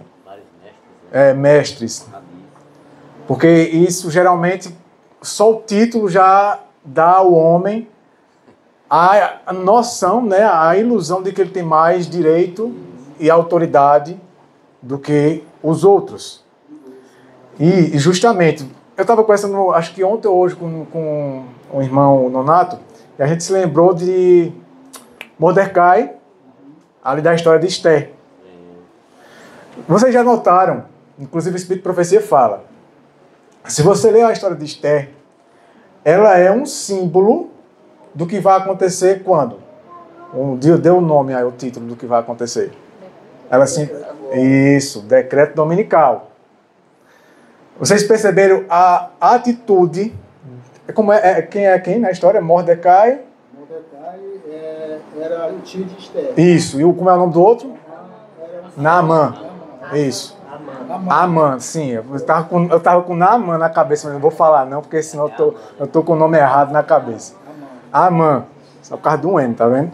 Então você vê o que foi que Amã fez. Ele criou uma lei, né? Mordecai. Mordecai. Quando Amã, né, se deparou com ele, Mordecai se curvou diante dele? Não. E o que foi que gerou nesse homem? Indignação. Uma ira. É isso que existe hoje nos homens. O indivíduo ele não aceita que o outro não se curve diante dele. Você comentou que é parecido também com o contexto de Jesus para com os judeus, né, os fariseus. Jesus não aceitava, né, e isso gerava ira. Jesus não se curvava diante das tradições deles. E isso mexia demais com eles. Principalmente porque Jesus não tinha estudado aonde eles estudaram. E isso mexia muito porque o homem, isso vem de Satanás, né? O homem, ele quer ter autoridade sobre o outro. E isso acontece em vários relacionamentos, né? Acontece no casamento, acontece entre irmãos, né? Acontece entre irmãos. E isso por quê? Porque o indivíduo não aprendeu a respeitar o direito do outro. Não aprendeu a respeitar o direito do outro. Porque todos nós somos iguais. Então, quando alguém não quer... Vai aquela conversa que a gente teve ainda agora. Se eu peço uma coisa para o irmão Beto, o irmão Beto diz não, ele tem os motivos dele para dizer não. E eu tenho que ficar com raiva dele porque ele me negou, porque ele disse não para mim. Aí eu saio falando dele, dizendo que ele é egoísta, que ele é aquilo, que ele não tem amor, tudo. Sabe? Geralmente acontece. Não é assim? Às vezes eu nem sei o porquê que ele disse um não, às vezes ele teve os motivos dele. E você sabe que hoje em dia, um não gera até morte. Uma moça que ela diz não para um rapaz do mundo. Quantos casos a gente já ouviu por aí que o indivíduo não aceitou a menina não continuar o namoro com ele? Ou nem começar o namoro com ele. São pessoas possessivas, né? E às vezes não é nem um indivíduo rico, poderoso, é uma pessoa simples. Mas tem esse espírito de não aceitar um não, de não aceitar que a pessoa não faça exatamente o que ela quer que ele faça, quer que seja feito exatamente do jeito que a pessoa quer. E por isso que acontecem muitos problemas, isso acontece muito em empresas. Às vezes, empresas, elas têm grandes dificuldades, por quê? Porque o indivíduo ele não percebe. É aquilo que a gente estava conversando. Veja Jacó. Jacó, quando foi se encontrar com Esaú, ele se lembrou que os passos dele eram mais rápidos do que os passos de muitos outros que estavam ali. Mas o que foi que ele fez? Não, vou retroceder um pouco, eu vou mais lento, porque eu sei que esses aqui eles não são tão rápidos quanto eu. Então, às vezes, a gente quer que o indivíduo seja tão rápido quanto a pessoa, tão experiente. Às vezes, a pessoa perde a paciência, porque, às vezes, vê o indivíduo fazendo a coisa ali mais lenta e a pessoa fica aquela agonia, né? Fulano é lento demais. Mas, isso por quê? Porque a gente não aprendeu, né? E se a gente olhasse assim e dissesse, não, é o ritmo dele, vamos respeitar. Isso. Então, essa questão da liberdade... O irmão levantou a mão? Pode falar, meu irmão. Na verdade, irmão, essa situação, né, ele pode trazer para geral, né? Porque, às vezes, ele está numa situação por aqui, né? E às vezes alguém chega e quer que a gente resolva aquela situação e às vezes não está, digamos assim, naquele momento com condições de resolver, né? Uhum. E aí a pessoa não entende, sai por aqui. Isso, exatamente. Tem que ter cuidado com esse espírito no espírito de Deus. Às vezes a pessoa, ela não entende o porquê. Às vezes a pessoa pediu uma coisa para ela e a pessoa dizendo, não, nesse momento eu não posso. Não vai dar para fazer. Aí a pessoa já fica, não vai dar para fazer, não vou poder. E às vezes, justamente pelo que o irmão fala, porque vocês não viram o irmão se expressando ali. Mas a pessoa às vezes está numa situação que ela não está em capacidade, em condições. Às vezes não é porque ela não quer ajudar, mas ela não é a pessoa certa, ela sabe, ela não está em condições para aquilo ali, naquele momento. Né? E a outra pessoa não entende. E por isso tem esses conflitos, né? Se a gente aprendesse não, fulano não está podendo fazer isso por mim, eu vou ver se eu consigo resolver de outra forma. Mas eu vou respeitar, né? Eu não sei o porquê que ele não está podendo, que ele me negou nisso, ou então, por quê? Isso é raro. Né? Isso é raro demais. Isso é muito raro, né? Às vezes a pessoa oferece uma coisa para a pessoa, não. Aí a pessoa fica, não. Aí depois sai. Uma vez a gente estava num lugar aí, e aí eu até falei para o irmão ontem. Quando é campal assim, eu procuro comer menos, dependendo dos horários, né? Os horários aqui estão bem mais tranquilos. Tá um horário no meio termo, né? Tá no meio, né? Com exceção do sábado, por isso que no sábado de manhã eu peguei leve, porque é assim que eu prefiro, para mim. Só que teve um local que era 2 pregações de manhã, 2 de tarde, 2 de noite. E aí, eu digo, não, vai ficar muito curto para mim fazer a digestão, vai ser assim muito em cima. E aí eu preferi ficar com água, um suco e tudo. Aí teve alguém que espalhou pelo local todo que eu estava com nojo da comida. Meu Deus do céu. Eu disse, meu Senhor eterno. Aí a gente teve que explicar para o pessoal, graças a Deus, os organizadores eram bem maduros. Tem isso também, né? Imaturidade. Eles eram bem maduros. Chegou neles, eles até ficaram meio assim, mas eles também ficaram assim, não, peraí, eu tenho que saber dele. Aí, meu irmão... Chegou até mim que você e sua esposa não estão querendo comer aqui porque vocês estão com nojo da comida. Aí eu fiquei assim, não, quando meu esposo sai para pregar, ele prefere ficar em jejum.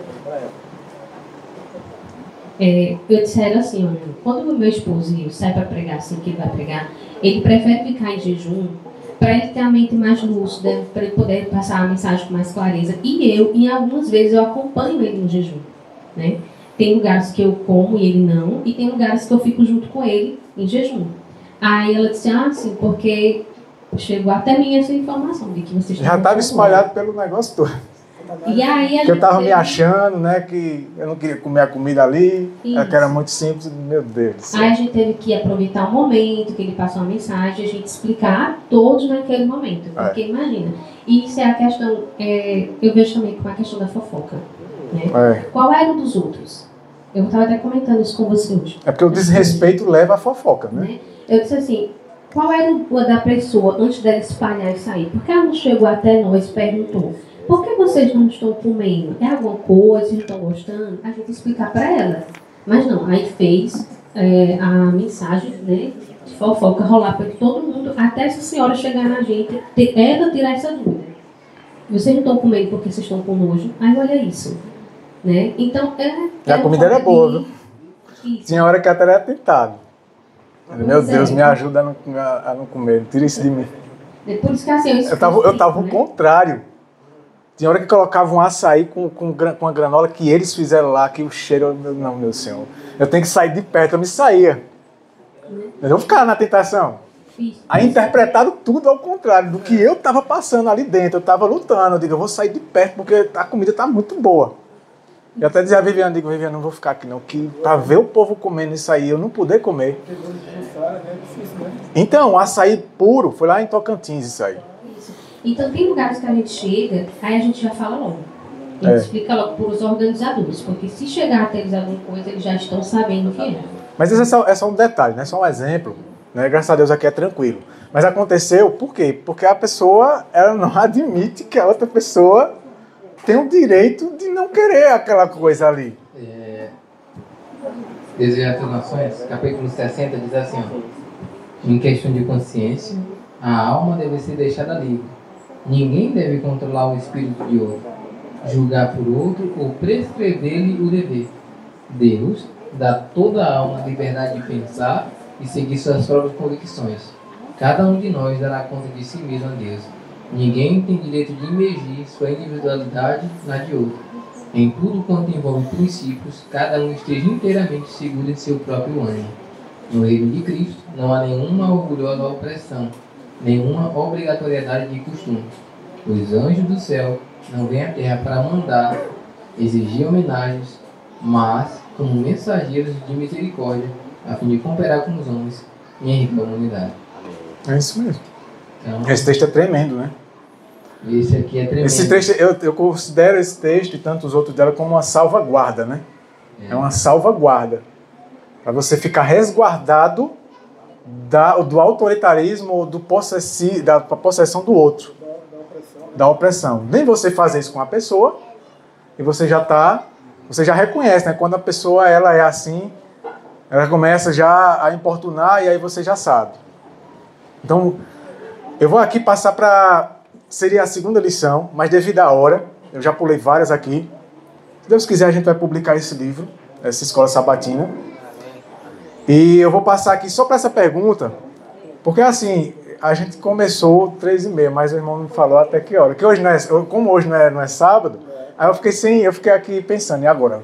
Até que hora eu vou? Diga aí, meu irmão. Até 5h16? Então eu vou resumir em 1 minuto antes. Não, é 5h16. Agora é 5h16. Então até que hora, irmão? Nós podemos finalizar com o pôr do sol. Mas o pôr do sol aqui é tarde. O pôr do sol lá em Caruaru, lá onde eu moro, 5h30. Tá preto tudo. Escurece tudo. Mas aqui é 6h30, né? Não, o pôr do sol que eu falo é 6 horas. 6 horas, então. Assim, a gente aqui não tem um horário certo, porque verão é mais longo. Então eu vou ficar o seguinte, eu vou até 5h30, pronto. 5h30 eu paro. Viu? Só mais uns 15 minutinhos, viu? Eu vou passar essa pergunta aqui, ó, pra gente refletir. De que maneira os homens se mostram, ou seja, demonstram que são escravos? Olha que interessante. De que maneira o ser humano ele demonstra ser escravo? Aí vai ter as questões, vai ter os comentários aqui. É muito interessante essa pergunta, essa questão. Veja só. A. Por não conseguirem abandonar os maus hábitos, é uma das evidências. Ao seguirem costumes tolos e errôneos, outra evidência. A gente sabe que vai além disso, claro, né, irmãos? Mas vamos se focar aqui. O tempo está corrido, a gente só tem agora menos de 15 minutos. Pela falta de coragem para raciocinar, olha só. A falta de coragem para raciocinar e tomar decisões por si só. Pela falta de coragem para falar. Isso a gente aprende aonde? Na escola. Porque, principalmente aqui no Brasil, o sistema educacional do Brasil é um sistema jesuíta. Ele é um sistema jesuíta. Então você é ensinado, é doutrinado, é educado a não questionar o mestre. Até porque antigamente, e hoje não, né? Mas antigamente, muito antigamente, os professores eram chamados de mestres, né? Então você é educado, habituado a não questionar o mestre. Mesmo que o mestre esteja errado e você é certo. Então a gente perdeu a coragem de falar. A gente consegue falar quando é alguém do nosso nível ou mais fraco. Agora, quando está num nível maior, a gente se recolhe. Né? Você veja Martinho Lutero protestando contra a maior autoridade do mundo da época dele. Isso era fora dele, essa coragem, né? Ao seguirem a maioria, olha só, outro sinal, né? Outra evidência que mostra que o indivíduo é escravo. Ao seguirem a maioria quando ela está errada. E geralmente, 99% das vezes, a maioria está errada. A verdade nunca está com a maioria. Ellen White diz isso. Tem mais de um texto ela falando isso. A verdade nunca está com a maioria. A maioria sempre está errada. E aí a gente segue a maioria. Olha a outra. Temer os homens em vez de temer a quem? A Deus. Outra demonstração de que o indivíduo é escravo. Servir aos homens em vez de servir a Deus. Aqui vale uma observação, irmãos. É claro que a gente deve servir uns aos outros, mas não é nesse ponto que ele está falando. O indivíduo prefere servir aos homens no erro do que servir somente a Deus, na verdade. Guardar os mandamentos dos homens em vez dos mandamentos de Deus. Isso é uma demonstração de escravidão. Porque os mandamentos dos homens geralmente oferecem algo que a gente gosta, que a natureza humana gosta. Né? E, por fim, mas veja, a gente ainda vai ler aqui para encerrar mais detalhes sobre esses tópicos aqui.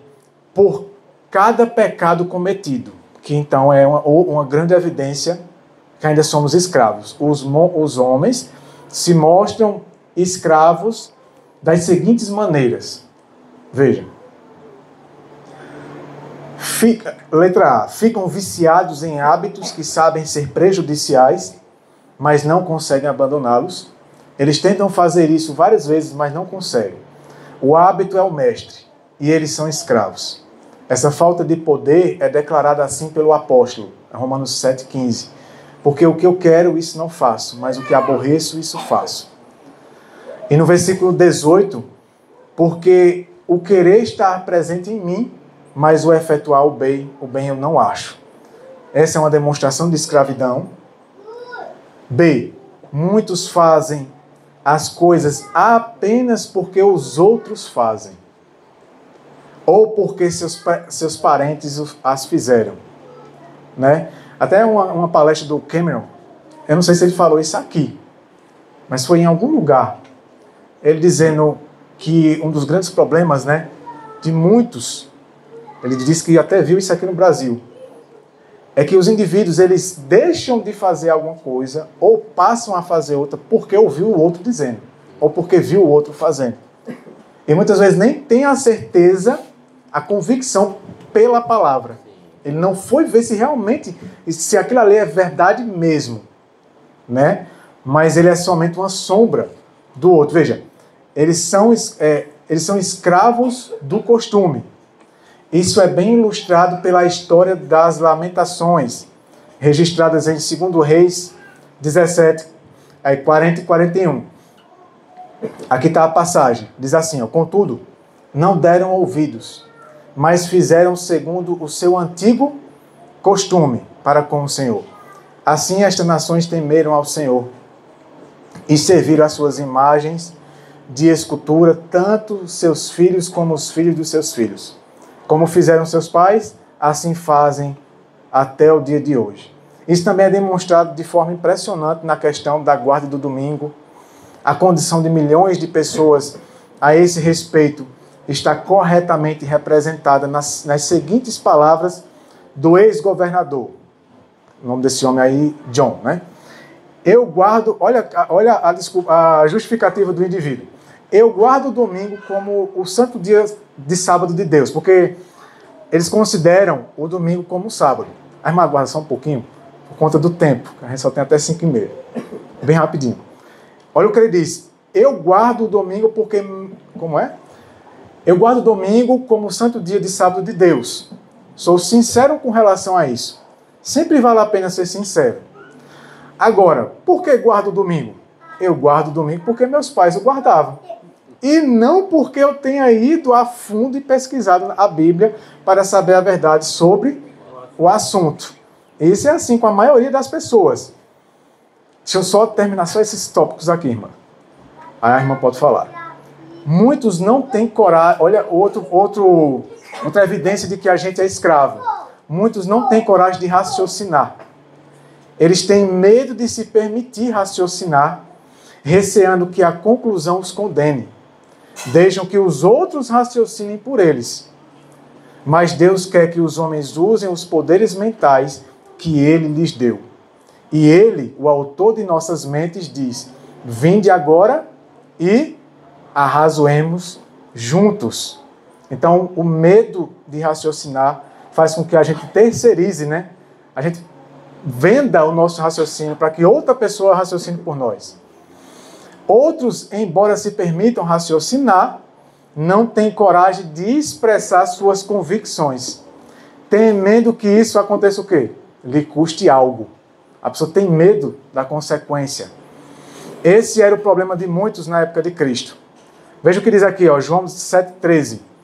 Ninguém, porém, falava dele abertamente. Por medo de quem? É assim até hoje ou não? Veja o que diz essa outra aqui. Seguir a maioria e os grandes homens, mesmo quando achamos que eles podem estar errados. O Senhor diz: lavrastes a maldade, colhestes a iniquidade. Comestes o fruto da mentira, porque confiaste no teu caminho e na multidão dos teus valentes. Não seguirei a multidão para fazeres o mal. Agora, essa... Tá quase... Peraí, tem mais algumas. Muitos evitam o dever por medo de que os homens possam pensar, dizer ou fazer a eles. O indivíduo tem medo de se posicionar por medo da maioria, do que os outros vão fazer a ele. Contra isso, o Senhor advertiu muitas vezes seu povo. Não digais uma confederação a todos aqueles a quem este povo disser, uma confederação. Nem temais o seu temor, nem vos assusteis. Santificai o próprio Senhor dos exércitos, e seja Ele o vosso temor, e seja Ele o vosso pavor. Se você ler isso em outra tradução, fica mais fácil de entender. Que Deus estava dizendo assim, não tema quando eles falarem que aquilo é perigoso, que algo de ruim vai poder acontecer ali. Aí por isso que ele diz assim, não temais o seu temor. Veja o que diz agora. Mostramos nossa escravidão, servindo aos homens em vez de servir a Deus. Mas o Senhor ensina que o que fazemos para os outros em relação a eles devemos fazer não de aparência, como a quem agrada aos homens, mas como servos de Cristo, fazendo de coração a vontade de Deus, com boa vontade, servindo ao Senhor e não aos homens. E aqui diz assim, falta só essas duas aqui, ó. Todo aquele que segue os mandamentos dos homens em vez dos mandamentos de Deus é servo de quem?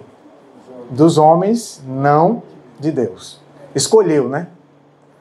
essa é uma adoração vã, pois é uma adoração a quem? Ao homem. E por fim, quem comete pecado é servo ou escravo do pecado, tornando-se por meio dele escravo do diabo, seu originador e autor. Pronto, a irmã pode falar.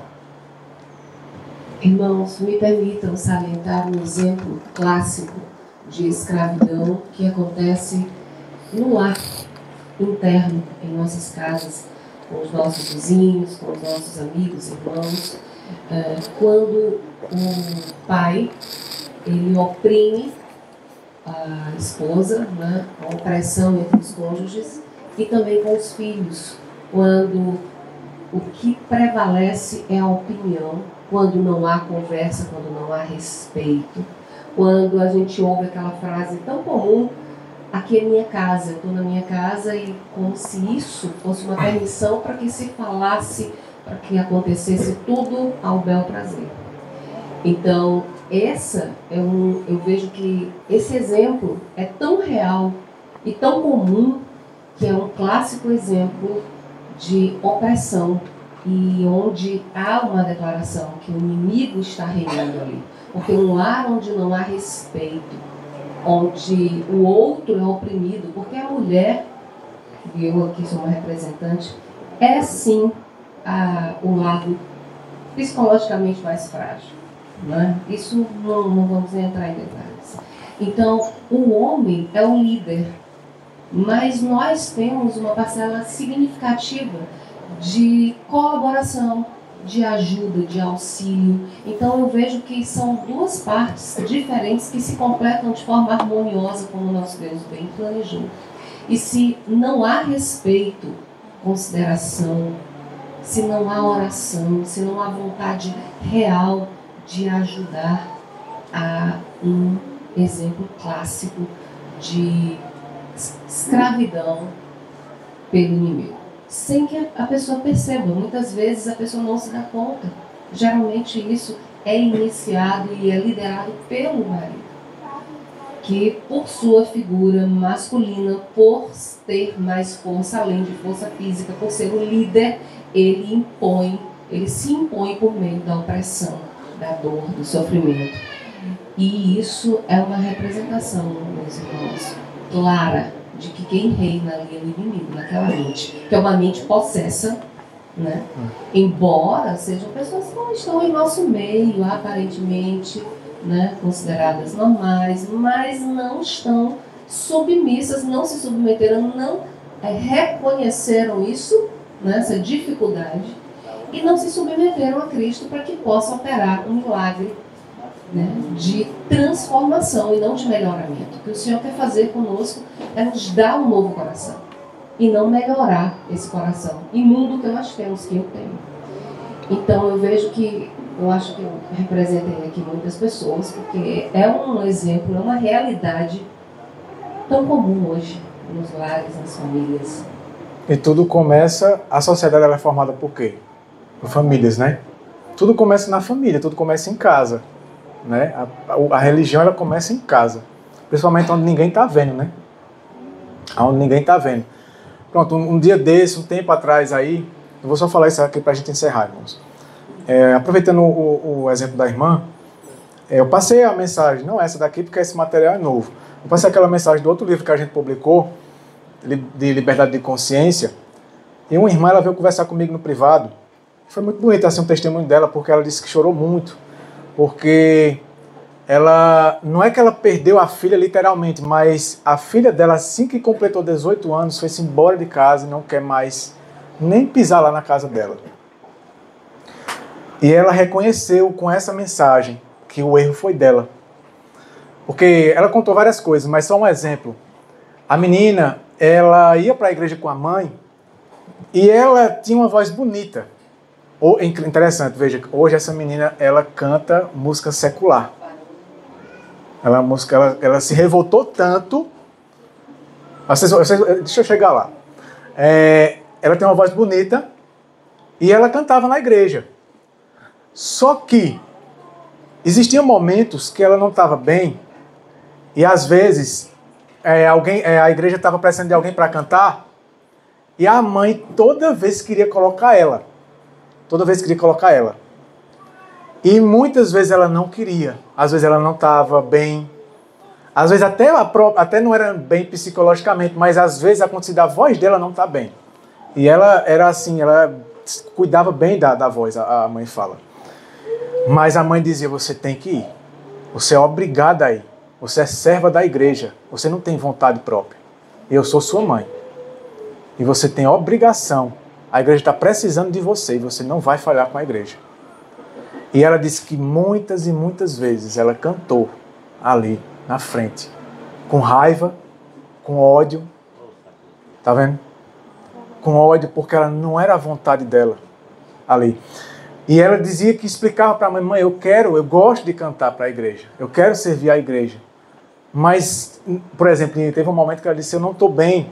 Minha garganta não está bem, está arranhando um pouco. Eu não vou conseguir, porque era um sábado e não tinha outros cantores. Ela ia cantar todas as músicas do início ao fim ali durante o horário do culto inteiro. E eram várias músicas. Ela disse, eu não vou aguentar. Ela disse, você tem que se sacrificar, a mãe dizia. E nesse dia, foi o último dia. Porque a menina passou vergonha. Ela foi chorando e ela começou a cantar e ela se esforçou. Mas a voz começou a falhar. A voz começou a falhar e algumas pessoas começavam a rir dela. E o ódio que aquela menina teve ali da mãe e de tudo aquilo, daquela opressão. E a mãe, vendo a situação, ainda foi lá nela, ia lá nos bastidores, né? Diz, o que está acontecendo com a sua voz? Ela, mãe, eu não falei para você? Faça alguma coisa para melhorar essa voz. Veja que situação. Então ela disse que desse dia, isso ela estava próximo de completar os 18. Ela disse que desse dia em diante, ela se revoltou tanto com a mãe, quanto com a igreja, ela saiu dos caminhos de Deus. E a mãe entendeu. Inclusive a mãe disse que pegou esse material, eu até passei para ela o material de liberdade de consciência. A mãe chorou muito, se arrependeu demais, e disse, eu não sei como, mas eu quero ter a chance de poder pregar isso para ela em forma de pedido de perdão. Não só pedir o perdão a ela, mas dizer a ela, eu estava errada, olha aqui. Eu quero tentar de alguma maneira trazer ela de volta. Mas ela disse que a menina está muito revoltada, mas por quê? Porque era muita opressão. Ela disse que, aí eu não vou contar aqui, porque senão vai longe aqui. Não era só essa questão da música, era em casa também. Em casa e tudo. Então, um tempo desse atrás, faz pouco tempo, saiu uma notícia, é uma estatística, de o tanto de jovens que estão saindo da igreja. O tanto de jovens que estão saindo da igreja, e muitas vezes, culpa de quem? Dos pais. Dos pais. Né? Tem a parcela de culpa deles? Tem. Mas em relação de maturidade para maturidade, né?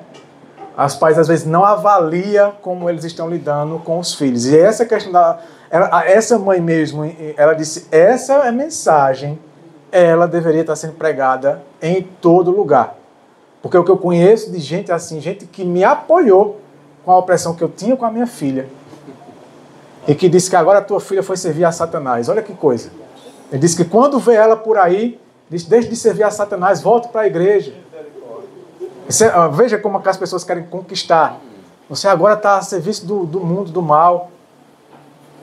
Então, as pessoas elas não sabem lidar e às vezes perdem os filhos, perdem os jovens para o mundo, porque não aprenderam a lidar com a consciência. Não aprenderam a lidar com os jovens para ajudar eles a entenderem o porquê, o para quê de cada coisa. Entender também o tempo de assimilação deles, porque é diferente o tempo de assimilação. E saber trabalhar ali junto com eles. E apoiar os filhos também. Então é isso. Isso é só uma pontinha do iceberg, né? De tantas e tantas coisas.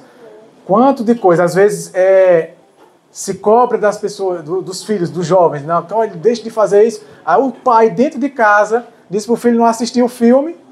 Já aconteceu, já aconteceu. Uma pessoa já me falou isso aí. Que o pai dizendo para os filhos, não assista isso não, que isso é do demônio, não sei o quê. Quando for um dia, o pai, porque geralmente quem é mais velho tem mais dificuldade com tecnologia, alguns, né? Não vou generalizar, não. Mas tem uns que tem umas dificuldades. O pai foi assistir o filme com o fone de ouvido, mas esqueceu que não estava ligado no Bluetooth. Esqueceu de ligar o Bluetooth. Fone de ouvido com Bluetooth, né? Aí, quando ele deu play no filme, o filho estava perto, e aí o som saiu aonde? No celular. Aí ele escutou. Aí isso, ele se revoltou. Ele disse, como que o senhor me pede para parar de assistir filme e o senhor mesmo assiste escondido? Então, vê. Pai, sem saber, escondeu o mal. Esses são vários e vários exemplos. Aí, os nossos jovens estão saindo da igreja porque não gostam de Cristo. Qual é o Cristo que é mostrado a eles na casa, né? Em casa, né? Então, um Cristo carrancudo, violento, tirano. Irmãos, 5h40, desculpa aí. Desculpem aí o horário. Eu não sei se vocês vai ter, o irmão aí, os organizadores aí, os concomitantes aí. Vocês que são os homens aí que estão à frente, vai ter música, vai ter hino. Vocês querem encerrar com... Posso então? Então vamos orar, irmãos. Aqueles que puderem ficar de joelhos.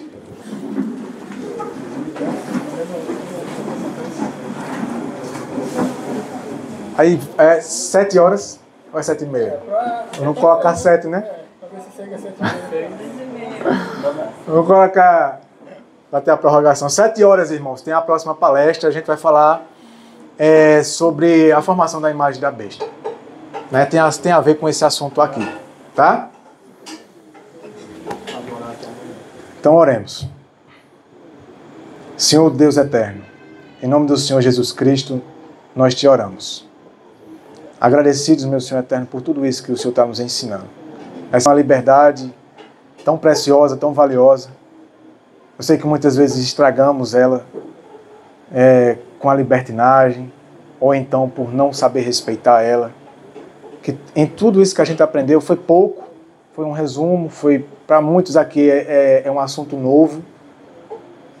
O tema em si, todo mundo até pode desconhecer, mas a maneira como realmente ele como deve ser compreendido, poucos realmente conhecem.